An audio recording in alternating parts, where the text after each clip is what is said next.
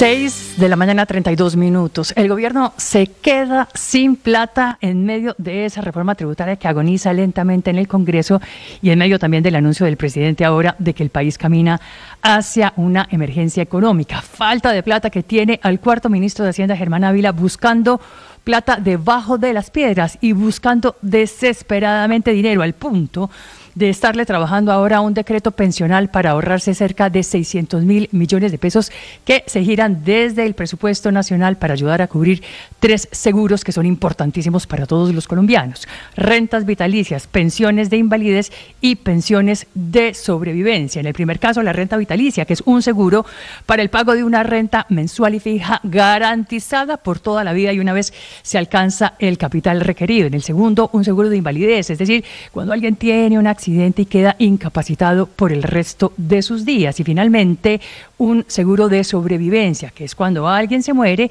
y la pensión queda como respaldo económico para padres, para cónyuges o para hijos. 3 seguros a los que tienen derecho actualmente 20 millones de cotizantes en el país y 3 seguros que tienen que actualizarse todos los años con base en el ajuste del salario mínimo y según las órdenes de la propia Corte Constitucional, cuyos fallos son clarísimos y dicen que ninguna pensión en Colombia puede ser inferior a un salario mínimo mensual vigente. Una orden que ahora trata de alguna manera pasarse por la faja el ministro de Hacienda, divorciando y desamarrando el ajuste de las pensiones mínimas de ese ajuste del salario mínimo mensual, a fin de ahorrarse esos 600.000 millones de pesos que le corresponde girar a la nación, lo que implica que, por ejemplo, las personas tengan ahora que aportar un 30% más para lograr una renta vitalicia, es decir, entre 350 y 450 millones de pesos más, lo que podría tardarles unos 10 años más de trabajo, lo que se traduce en que menos colombianos podrían pensionarse y los que sí lo logran, entonces tendrían además unas pensiones más bajas.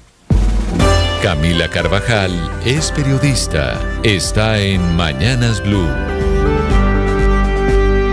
6 de la mañana, 34 minutos. Hoy Jean-Claude Bossart será sepultado. Un día en el que debería estar celebrando sus 30 años, pero como se opuso a que le robaran la maleta y su celular, lo mataron en Bogotá. Anoche el país también supo del intento de atraco del que fue víctima Michelle García, la hermana de Falcao García, cuando iba con su mamá. Intentaron robarlas por un hombre que les apuntó con un arma de fuego. Estos son apenas los 2 últimos, los más recientes casos de las noticias de inseguridad que quizá explican por qué la altísima percepción de inseguridad entre los bogotanos.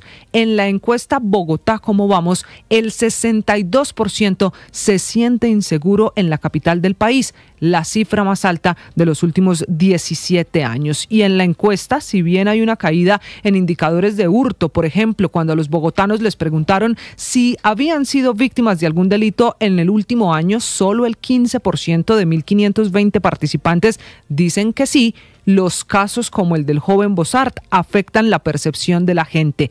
Los jóvenes son principalmente las víctimas de los hechos de inseguridad, también de homicidios y de accidentes de tránsito, pero también son los jóvenes los que más denuncian estos delitos, los que más están dispuestos a caminar y a usar la bicicleta en Bogotá. Bogotá, ¿cómo vamos?, también mostró que la satisfacción de la gente con Bogotá es del 61% y el optimismo frente al rumbo que tiene la ciudad es del 48%, pero quizá al que no le va bien es al alcalde Galán. La aprobación de la gestión distrital cayó y cayó con fuerza, del 42% en 2024 a 26% en 2025, que dicho de otra manera significa que los casos como el del joven Bossart, el del robo y el homicidio en Bogotá, le están pasando factura al alcalde Carlos Fernando Galán y el alcalde lo sabe. Por eso recibió esta encuesta Bogotá, ¿cómo vamos?, con una frase: a mí me fue mal, pero a la ciudad le fue bien.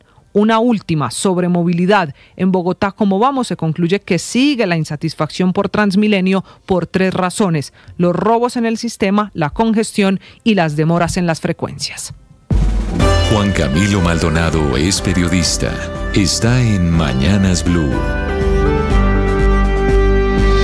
Son las las 6 de la mañana, 37 minutos. La Corte le dice sí al debate constitucional sobre el decretazo de la consulta popular. La Sala Plena revocó el auto del 18 de julio de 2025 con el que el magistrado Héctor Carvajal, sí, el mismo que fue abogado personal del presidente Petro, había rechazado de plano las demandas de inconstitucionalidad contra el controvertido decretazo que convocaba una consulta popular con la que el gobierno buscó convocar sus reformas laboral y de salud. Ojo, con esto la Corte no ha dicho aún sí al decreto es constitucional o no, pero ha hecho algo igual de importante. Ha dicho que sí se puede discutir, lo que abre la puerta al examen judicial de un acto que por su naturaleza y su impacto exige el más alto escrutinio, porque cuando el gobierno decide convocar al pueblo por decreto, sin pasar por el Congreso, sin debate público, sin controles, lo mínimo que puede esperarse es que la Corte Constitucional diga esto hay que mirarlo con lupa.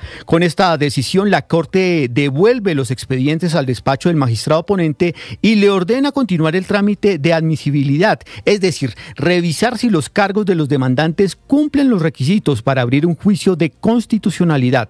En su momento, el magistrado Carvajal rechazó las demandas sin entrar al fondo, argumentando que no cumplían los requisitos formales. Esto no es un triunfo de la oposición ni una derrota del gobierno. En la controversia de fondo está la forma como el gobierno reaccionó cuando el Senado negó la convocatoria de la consulta popular impulsada por el presidente Petro con la asesoría del entonces ministro de Justicia Eduardo Montealegre. La Casa de Nariño invocó la excepción de inconstitucionalidad para desconocer la decisión del Congreso y expidió el decreto que llamó a las urnas. Ese paso es hoy el centro del debate jurídico. La Corte también subrayó que este tipo de decisiones, por su impacto en la participación ciudadana y en el equilibrio de poderes, deben ser resueltas por la Sala Plena. Todo esto ocurre y sigue en suspenso otro tema mayor, la reforma pensional. La Corte aún no ha tomado una decisión definitiva sobre su constitucionalidad y esa incertidumbre mantiene a empleadores, a fondos privados, Colpensiones y a los operadores del sistema pila a la espera de reglas claras. María Camila Orozco es periodista. Está en Mañanas Blue.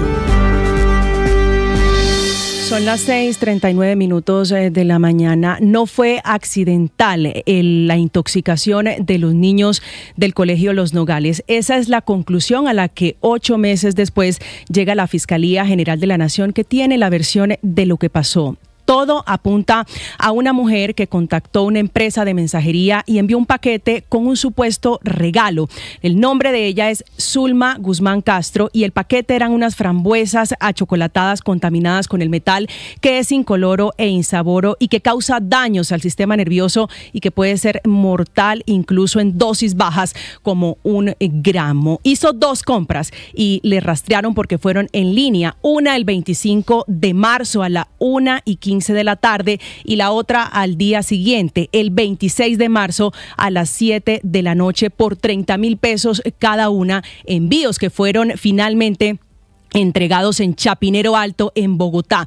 La clave de esta declaración la tiene el domiciliario, el hombre que entregó ese paquete a las niñas de solo 15 años, que contó que iban, claro sí, como destinatario de un regalo, pero que ellas se negaban a recibirlo. Después del ataque, se sabe que salió con destino a Argentina, donde había estado inicialmente en febrero de este año. La fundadora de la empresa Carby, que es un modelo de autos eléctricos compartidos que salió al mercado en el año 2017 y que había tenido una relación sentimental con el papá de una de las niñas. Salió de Colombia con ese destino, pero no ha sido el único. Ha ido a Brasil, a España y el Reino Unido. Hoy la Fiscalía no tiene idea de cuál es su paradero. Por eso solicitaron una orden de captura en Colombia y una solicitud a Interpol para que la capture y la devuelva al país a responder por lo que dicen hizo con estas niñas y con la mamá de una de ellas, aparentemente hace 2 años,